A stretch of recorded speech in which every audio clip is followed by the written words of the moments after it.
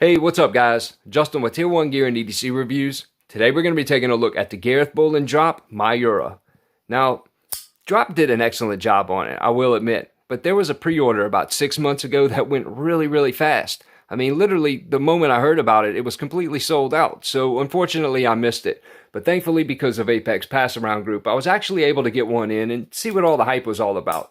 You know, I do wish they would have doubled up their order size, maybe sold like 500 instead of 250. But, you know, the thing is, the demand is there, so I don't see why they wouldn't revisit this design later on.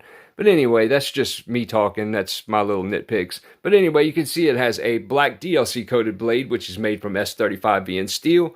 It is a drop point design and has a really wicked hollow grind. Now, it is a liner lock and has carbon fiber scales. The pocket clip and the liners are made from titanium, while the pivot and the blade stop are made from stainless. Now, the pocket clip is tip-up, right-hand carry only. I do not believe they make any left-handed variations of this knife. Now, the overall length on this guy is 7.3 inches. The blade is 3.2. The width is 0.85 with a thickness of 0.12.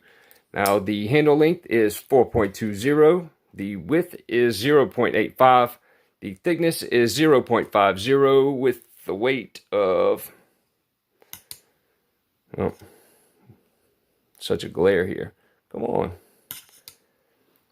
2.645. So, great EDC weight. You know, they definitely did a good job with it. You know, I can't say that enough.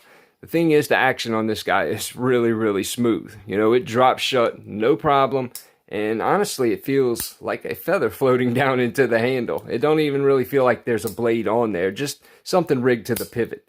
But anyway, compared to the Tashibaruka, which is another drop run of the Heat Seeker, you can see it's right around 1.5 inches shorter than that. And another drop favorite, the Ferrum Forged Falcon, right about 1 inch shorter than that. So again, you know, it's a good medium-sized knife. It is a little bit bigger than the Bushido, which I reviewed not too long ago. You can see it's almost about 1/2 inch bigger than the Bushido.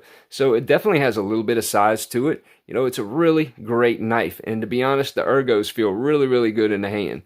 I don't really have any complaints about this thing, to be honest. And I think they did an excellent job on it. And I hope to see more come out here in the future.